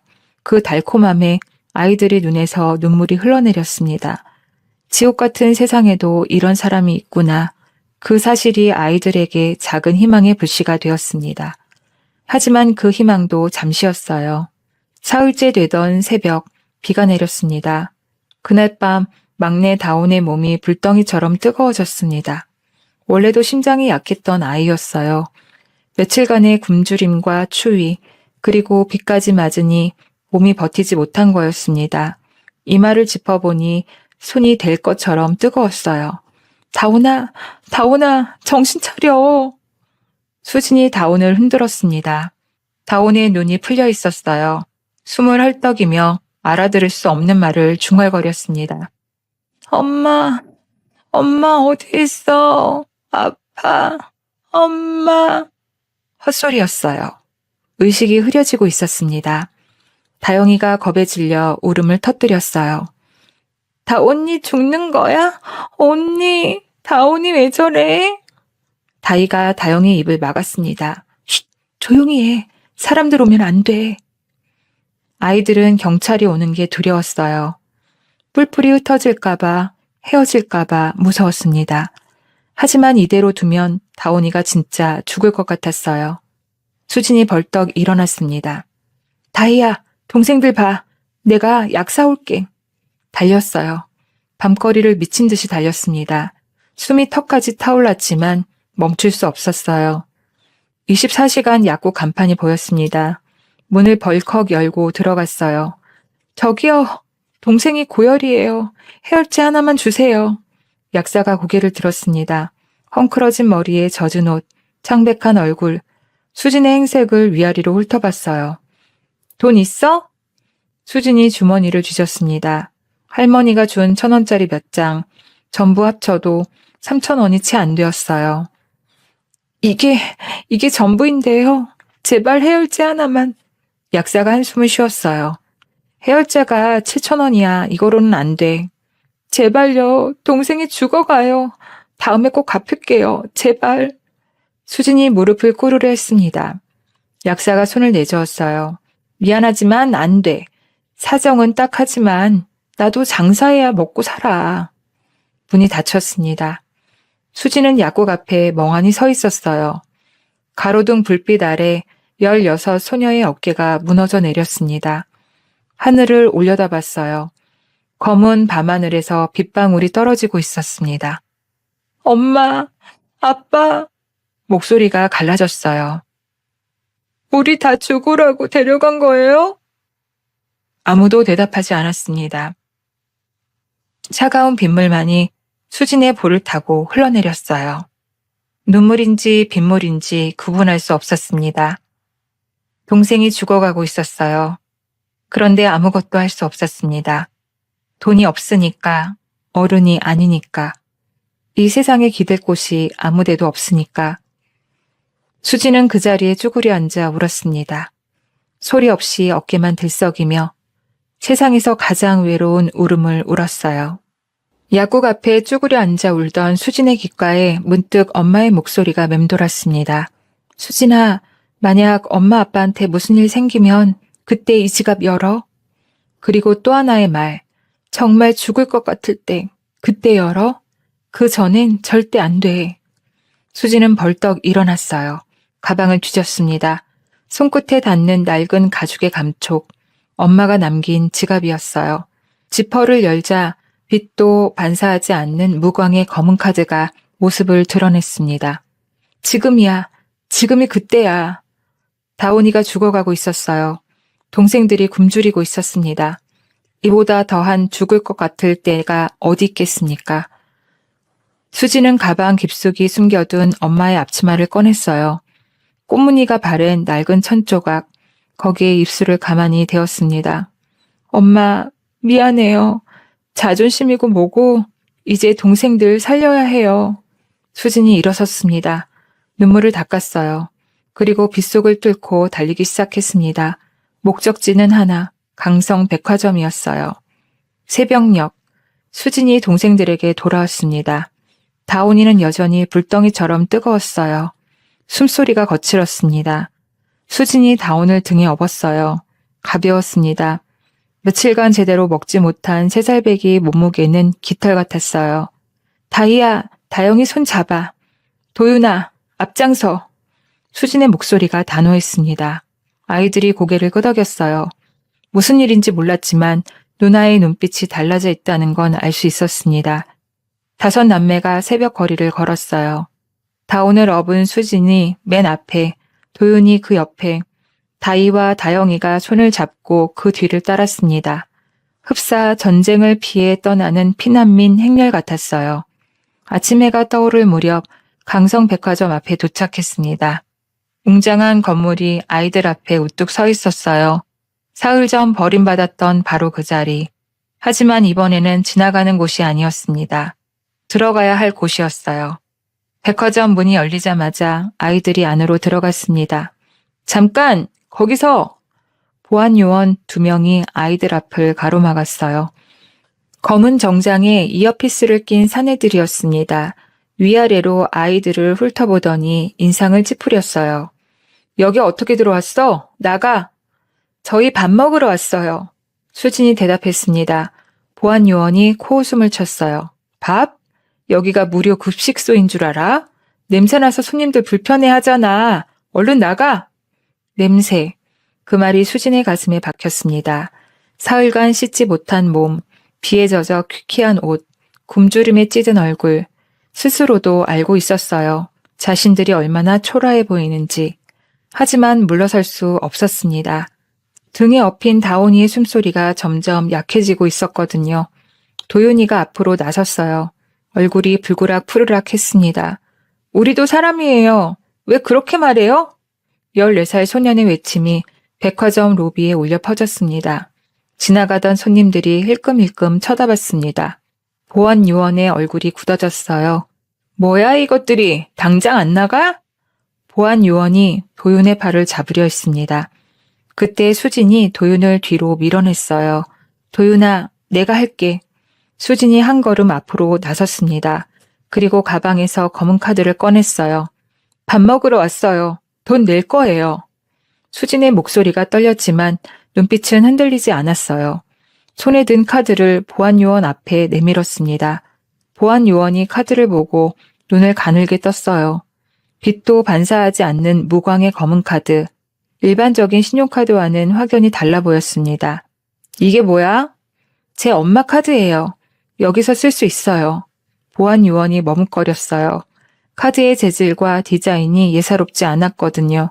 하지만 눈앞의 아이들 행색을 보면 도저히 이런 카드를 가질 것 같지 않았습니다. 어디서 훔쳐온 거 아니야? 경찰 부를까? 안 훔쳤어요.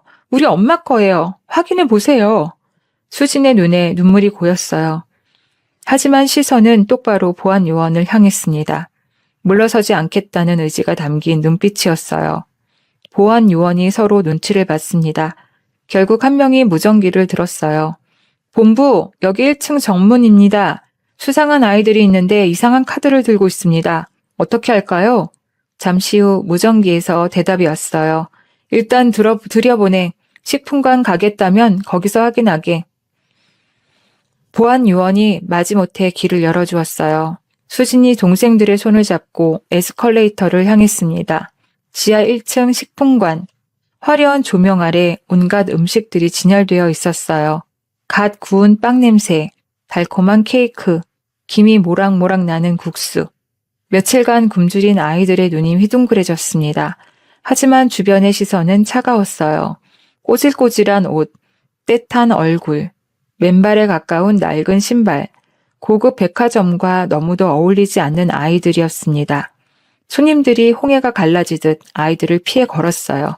수근거리는 소리가 들렸습니다. 저 애들 뭐야? 거지 아니야? 경비원은 뭐해? 왜 저런 걸 들여보내? 다영이가 수진의 옷자락을 움켜쥐었어요. 누나, 사람들이 우리 보고 수근거려. 괜찮아, 신경 쓰지 마. 수진이가 당당하게 걸었습니다. 코너를 돌아 죽과 도시락을 파는 매대 앞에 섰어요.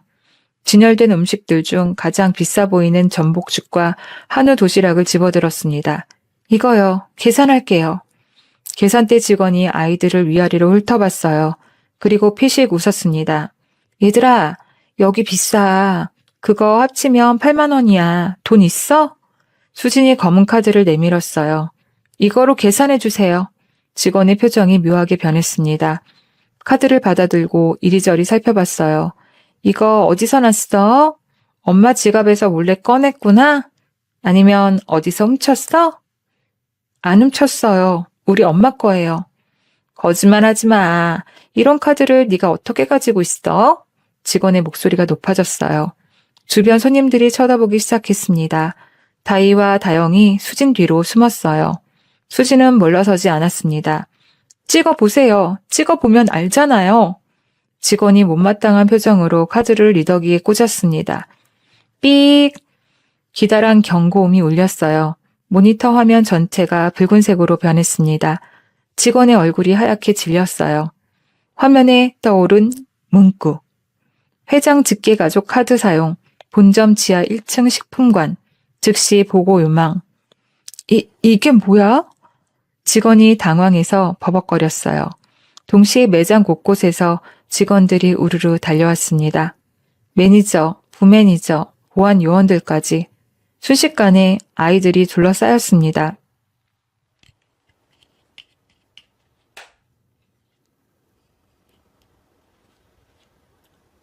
순식간에 아이들이 둘러싸였어요.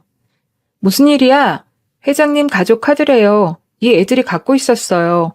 뭐? 회장님 가족이라고? 아이들은 갑자기 몰려든 어른들에게 겁을 먹었어요. 다영이가 울음을 터뜨렸고 다이가 동생을 끌어안았습니다. 도윤이가 주먹을 쥐고 누나와 동생들 앞을 막아섰어요. 누나, 무서워. 등에 업힌 다온이가 가느다란 목소리로 말했어요. 열에 들떠 의식이 오락가락하는 아이가 그 와중에도 누나의 목을 꽉 껴안았습니다. 작은 손에 힘이 들어갔어요. 수지는 다온의 손을 꽉 잡았습니다. 괜찮아, 다온아. 누나가 있어. 이제 다 괜찮아질 거야.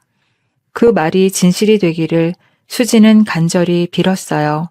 그 시각 백화점 꼭대기층 회장 집무실, 비서실장이 숨을 헐떡이며 문을 열었습니다. 회장님! 회장님! 강만석 회장이 고개를 들었어요. 칠순을 넘긴 나이였지만 눈빛만큼은 여전히 매서웠습니다. 서류를 검토하던 손을 멈추고 비서실장을 바라봤어요. 무슨 일이야? 그게 지하 식품관에서 방금 비서실장의 목소리가 떨렸어요. 회장님 직계가족 카드가 사용됐습니다. 강 회장의 손에서 펜이 떨어졌습니다. 뭐라고? 분명히 확인했습니다. 아가씨, 지은 아가씨 명의 카드입니다. 지은. 그 이름을 듣는 순간 강 회장의 심장이 멎는 것 같았어요. 15년 전 집에서 쫓아낸 딸, 가난한 남자와 사랑에 빠져 도망친 딸, 그 뒤로 단 한 번도 연락하지 않았던 딸.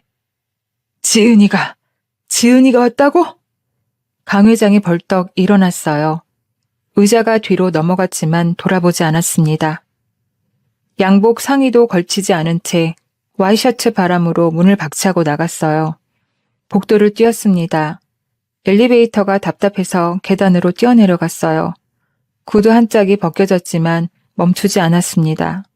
지은아, 드디어 왔구나. 15년 만에 드디어. 칠순 노인의 눈에 눈물이 고였어요. 하지만 아직 몰랐습니다. 자신을 기다리고 있는 것이 딸이 아니라 손주들이라는 것을, 그리고 그 아이들이 얼마나 처참한 지경에 놓여 있는지를.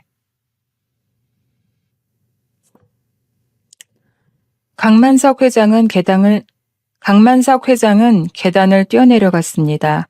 70대의 노인이 맞는지 의심스러울 정도로 빠른 발걸음이었어요. 와이셔츠 자락이 펄럭였고 벗겨진 구두 한 짝은 어느 층에 떨어졌는지도 몰랐습니다.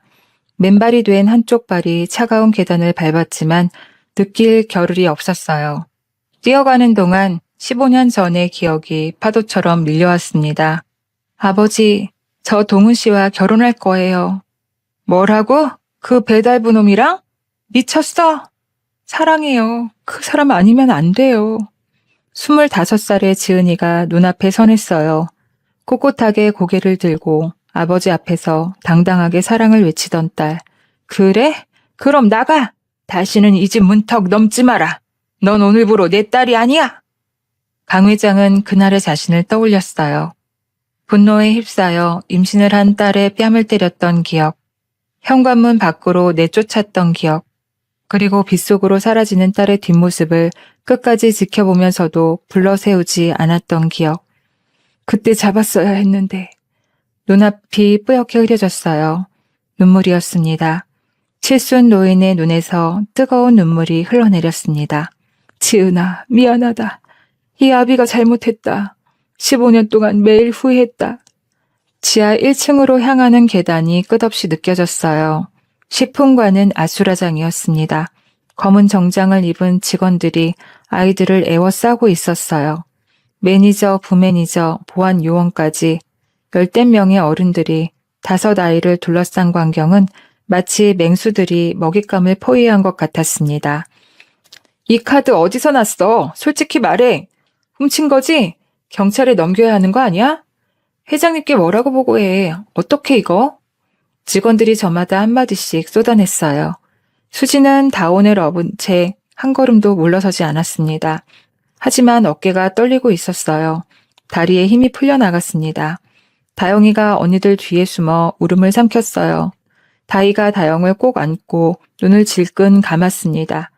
도윤이가 주먹을 쥐고 수진 앞에 섰어요. 누나한테 손대지 마! 한 발짝만 더 오면 가만 안 둬! 14살 소년의 외침이었어요.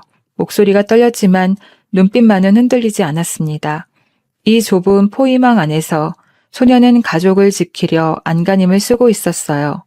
하지만 상대는 너무 많았습니다. 어른들 틈바구니에서 5 아이는 점점 작아지고 있었어요. 바로 그때였습니다. 다들 비켜! 우렁찬 고함이 식품관 전체에 울려 퍼졌어요. 사자의 포효 같은 목소리였습니다. 직원들이 화들짝 놀라 고개를 돌렸어요. 강만석 회장이 서 있었습니다. 와이셔츠 바람에 구두는 한 짝만 신은 채 이마에 땀이 송골송골 맺힌 얼굴, 백발의 머리카락이 흐트러져 있었어요. 하지만 그 눈빛은 강성그룹의 창업자다운 위엄으로 타오르고 있었습니다. 회장님! 직원들이 혼비백산 길을 텄어요. 홍해가 갈라지듯 사람들 사이로 길이 열렸습니다. 강 회장이 한 걸음 한 걸음 다가왔어요. 그의 시선은 오직 한 곳, 아이들에게만 꽂혀 있었습니다. 그리고 수진과 눈이 마주쳤어요. 강 회장이 발걸음이 멈췄습니다. 숨이 턱 막혔어요. 눈앞에 서 있는 소녀의 얼굴이 15년 전 딸의 모습과 겹쳐 보였습니다. 까만 눈동자, 오똑한 콧날, 꾹 담은 입술, 지은이었어요. 25살 때의 지은이 거기 서 있었습니다. 지은아. 하지만 곧 깨달았어요. 이 아이는 지은이가 아니었습니다. 너무 어렸어요. 15, 16쯤 되어 보였습니다. 그렇다면 이 아이는? 강 회장의 시선이 아이들을 훑었어요. 5명. 5명의 아이들이 서로를 껴안고 떨고 있었습니다. 꼬질꼬질한 옷, 창백한 얼굴, 굶주린 눈빛, 그리고 맨 앞에 선 소녀의 등에 엎인 아이, 3살쯤 되어 보이는 아이가 열에 들떠 축 늘어져 있었어요. 설마 이 아이들이... 수진이 떨리는 목소리로 말했습니다. 할아버지 맞죠? 강 회장은 대답하지 못했어요. 목이 막혔습니다. 저희 엄마 강지은이요. 저희 엄마 딸 맞아요. 수진의 눈에서 눈물이 흘러내렸어요. 며칠간 꾹꾹 참았던 눈물이 둑이 무너지듯 쏟아졌습니다. 밥 좀 주세요. 동생들이 굶었어요. 막내는 아파요. 제발 밥 좀. 그 순간 강 회장의 무릎이 꺾였습니다. 털썩. 강성그룹의 총수, 대한민국 재계 서열 10위 안에 드는 거물이 백화점 식품관 바닥에 무릎을 꿇었어요. 직원들이 기겁했습니다. 회장님! 소리쳤지만 강 회장은 듣지 못했어요. 그의 눈에는 오직 손주들만 보였습니다. 아이고. 신음 같은 소리가 흘러나왔어요. 주름진 2 손으로 얼굴을 감싸주었습니다. 내가 미친 놈이다. 이 많은 새끼들이 굶고 있었는데 이 하르비가 뭘 했냐. 흐느낌이 터져나왔습니다. 어깨가 들썩였어요. 70평생 눈물을 보인 적 없다던 호랑이 회장이 식품관 바닥에 무릎 꿇고 통곡했습니다. 지은아, 미안하다. 이 아비가 잘못했다. 너를 내쫓지 말았어야 했어. 수진이 멈칫했어요. 그리고 천천히 다가갔습니다. 무릎 꿇은 할아버지 앞에 서서 떨리는 손을 내밀었어요. 할아버지, 울지 마세요. 엄마는 할아버지 원망 안 했어요. 강 회장이 고개를 들었어요. 눈물에 젖은 눈으로 수진을 바라봤습니다. 엄마가 남긴 일기장이 있었어요. 아버지 죄송해요. 하지만 후회 안 해요. 라고. 엄마는 행복했어요. 아빠랑 저희랑 함께해서. 그 말에 강 회장의 울음이 더 커졌어요. 가슴을 쳤습니다. 행복했다고. 그 고생을 하면서 행복했다고. 이 못난 아비 때문에 그 고생을 하고도. 그때 수진의 등에서 가느다란 목소리가 흘러나왔어요. 할아버지. 다운이었습니다. 열에 들떠 반쯤 감긴 눈으로 강 회장을 바라보고 있었어요. 작은 손이 주머니 속을 더듬었습니다. 그리고 무언가를 꺼냈어요. 딸기맛 사탕이었습니다. 사흘 전 고모부가 쥐어준 아직 먹지 않은 그 사탕. 할아버지, 사탕 주지 마세요. 다운의 목소리가 갈라졌어요. 밥 주세요. 사탕 말고 밥 주세요. 그 한마디에 강 회장의 심장이 쪼개지는 것 같았어요. 3살 배기 아이가 사탕을 거부했습니다. 아이들에게 사탕은 달콤한 선물이어야 하는데 이 아이에게 사탕은 버림받은 기억이었어요. 강 회장의 바닥에 이마를 찧었습니다. 미안하다. 이 할아비가 미안하다. 식품관 전체가 숨을 죽였어요. 손님들도 직원들도 아무도 움직이지 못했습니다. 어떤 사람들은 눈물을 훔쳤어요. 처음 보는 낯선 아이들이었지만 그 광경이 너무 가슴 아팠거든요. 강 회장이 비틀거리며 일어났습니다. 그리고 주변을 둘러보았어요. 진열대에 놓인 음식들이 눈에 들어왔습니다. 따끈한 국밥, 갓 지은 쌀밥, 김이 모락모락 나는 갈비찜. 강 회장이 손을 뻗었어요. 이것도 가져와. 이것도 저것도 다. 직원들이 허둥지둥 움직였어요. 테이블 하나가 순식간에 음식으로 가득 찼습니다. 상다리가 부러질 것 같았어요. 앉아라. 어서 앉아서 먹어. 아이들이 쭈뼛거렸어요. 수진이 먼저 앉았습니다. 그리고 동생들을 앉혔어요. 다온이를 무릎에 앉히고 숟가락을 들었습니다. 첫 숟가락을 뜨는 순간 수진의 눈에서 또다시 눈물이 쏟아졌어요. 따뜻했습니다. 며칠 만에 먹는 따뜻한 밥이었습니다. 다영이가 갈비를 한 점 집어 입에 넣었어요. 우물우물 씹다가 갑자기 울음을 터뜨렸습니다. 맛있어. 언니, 맛있어. 다희도 울었어요. 도윤이도 고개를 숙인 채 어깨를 떨었습니다. 밥을 먹으면서 우는 아이들. 그 모습을 강 회장은 물끄러미 바라봤어요. 많이 먹어라. 천천히 많이 먹어. 강 회장은 아이들 밥그릇에 반찬을 올려주느라 자신은 숟가락도 들지 못했어요. 손주들이 먹는 모습을 보는 것만으로도 가슴이 터질 것 같았거든요. 눈물이 멈추지 않았습니다. 70년을 살면서 이렇게 많이 운 적은 처음이었어요. 아이들이 병원 특실로 옮겨진 그날 밤, 강만석 회장은 창밖을 바라보며 전화기를 들었습니다. 목소리가 낮고 차가웠어요. 박기태라는 자를 찾아. 50대 남자. 아이들의 고모부라고 했어. 전국을 뒤져서라도 당장 데려와. 전화를 끊자마자 강 회장은 주먹을 꽉 쥐었어요. 손등에 핏줄이 불끈 솟았습니다. 손주들에게 들은 이야기가 머릿속에서 떠나지 않았거든요. 보험금을 가로챈 것, 반지하 방에 가둔 것, 라면 한 박스 던져주고 사라진 것, 술에 취해 아이들을 때린 것, 그리고 강남 한복판에 버리고 도망친 것. 그놈이 내 손주들을. 이를 갈았습니다.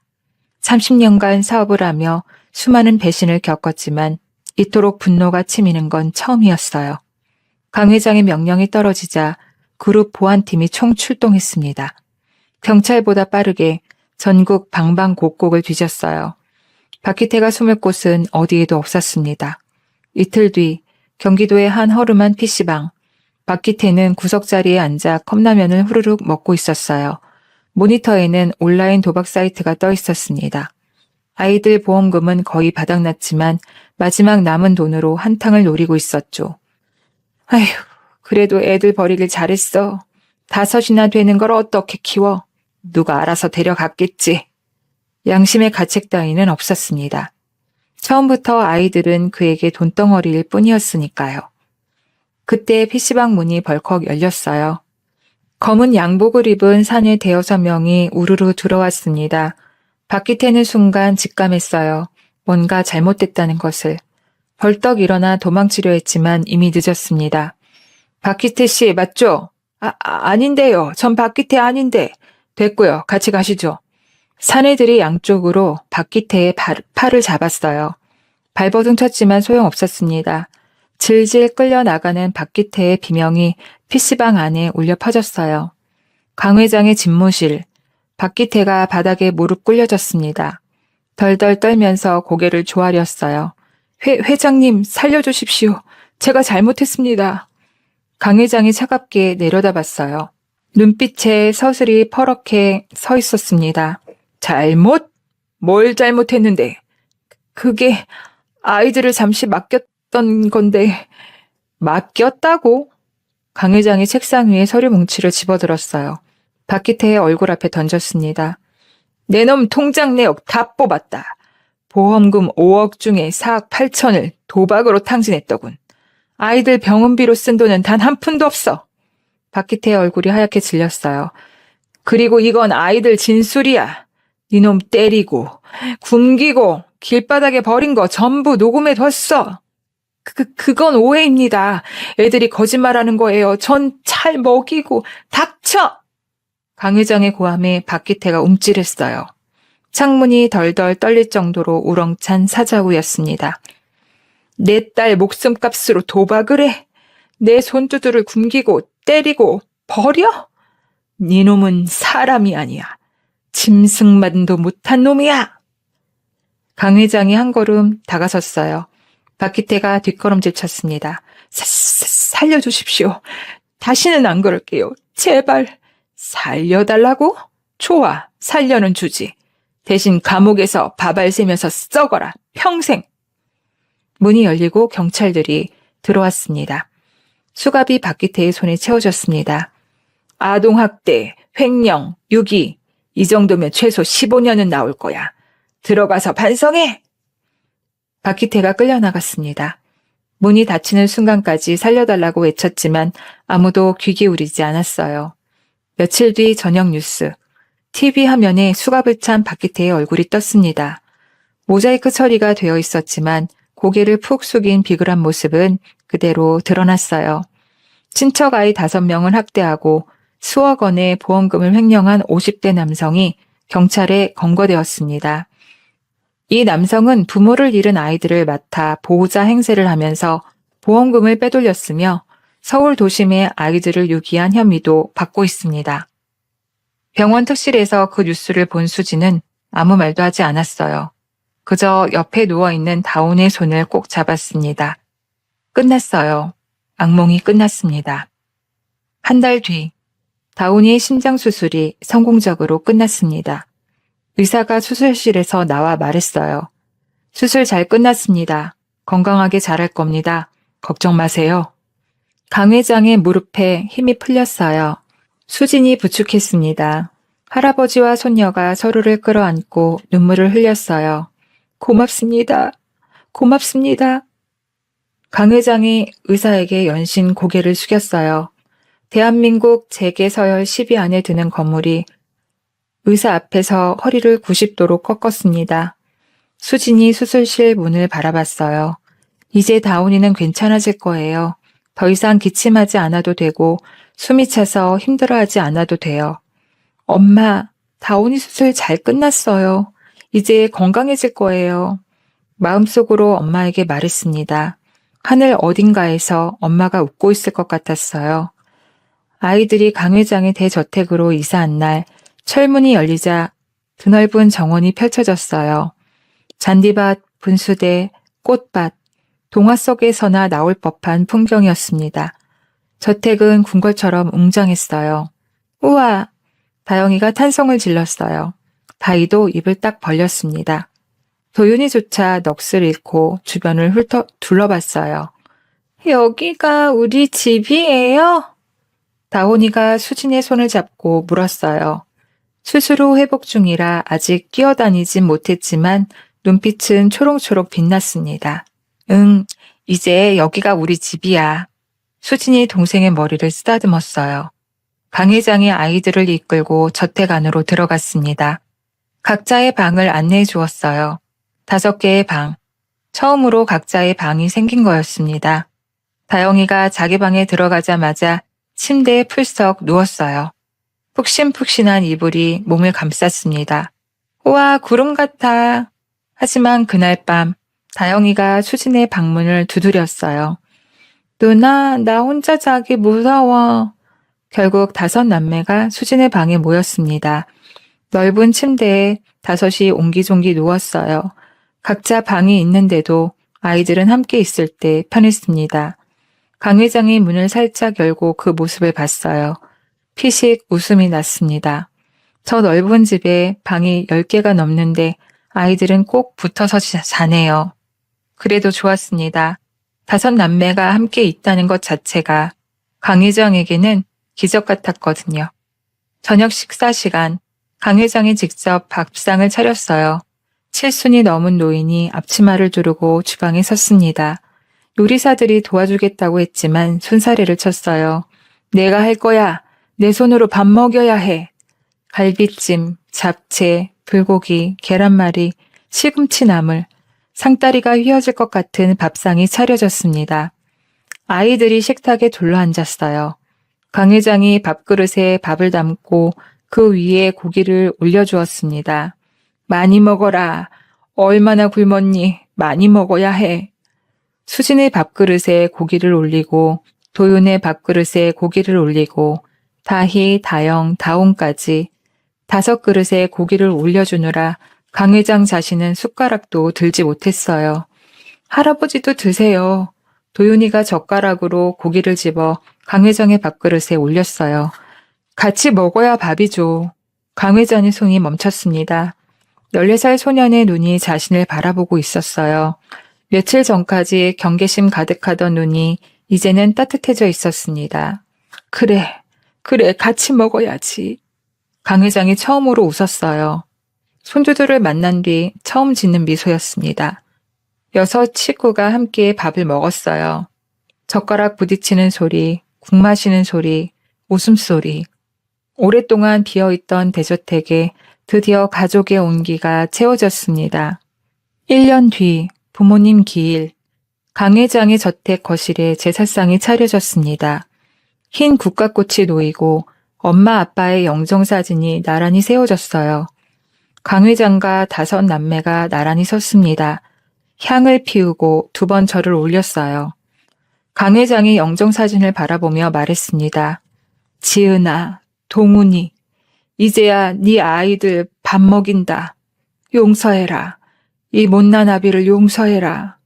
목소리가 떨렸어요. 눈가가 붉어졌습니다. 수진이 할아버지의 손을 잡았어요. 엄마, 아빠, 저희 잘 지내요. 할아버지가 잘해주세요. 걱정 마세요. 다영이가 영정사진을 올려다보며 말했어요. 엄마, 나 이제 배 안 고파. 할아버지가 맨날 고기 줘. 다온이가 작은 손으로 합장했어요. 아빠, 나 수술 잘 받았어. 이제 안 아파. 아이들이 말 한마디 한마디에 강 회장의 눈물이 흘러내렸습니다. 제사가 끝난 뒤 거실 한가운데 새로운 가족 사진이 걸렸어요. 할아버지를 중심으로 5남매가 환하게 웃고 있는 사진이었습니다. 그리고 장식장 한켠에는 낡은 가죽 지갑과 블랙카드가 고이 모셔져 있었어요. 엄마가 남긴 마지막 선물, 아이들을 구원한 기적의 열쇠. 수진이 창밖으로 바라봤습니다. 봄 햇살이 정원을 비추고 있었어요. 꽃들이 만개하고 새들이 노래하고 따스한 바람이 불어왔습니다. 엄마, 아빠, 이제 걱정 마세요. 저희가 할아버지 지켜드릴게요. 오래오래 행복하게 살게요. 마당에서 아이들의 웃음소리가 울려 퍼졌어요. 다영이와 다온이가 뛰어놀고 다이가 뒤를 쫓고 도윤이가 막내들을 지켜보고 있었습니다. 수진이 미소 지었어요. 긴 겨울이 끝나고 드디어 봄이 온 것 같았습니다. 안녕하세요. 안녕하세요. 사연 드라마 읽어주는 여자입니다. 이 이야기에 담아 시청자 여러분과 꼭 나누고 싶었던 마음은 세상이 아무리 차갑고 삶이 아무리 힘들어도 가족의 끈은 절대 끊어지지 않는다는 것입니다. 피는 물보다 진하고 사랑은 어떤 시련도 이겨낸다는 것. 그리고 아무리 늦었어도 진심 어린 사과와 용서는 언제나 가능하다는 것. 오늘 하루도 가족을 안아주세요. 그 따뜻함이 내일을 살아갈 힘이 됩니다. 오늘 이야기를 끝까지 들어주셔서 감사합니다. 영상 보시고 느끼신 감정 댓글로 함께 나눠주세요. 여러분의 한마디가 누군가에겐 큰 위로가 될 수 있습니다. 영상이 마음에 드셨다면 구독과 좋아요로 응원 부탁드립니다. 감사합니다.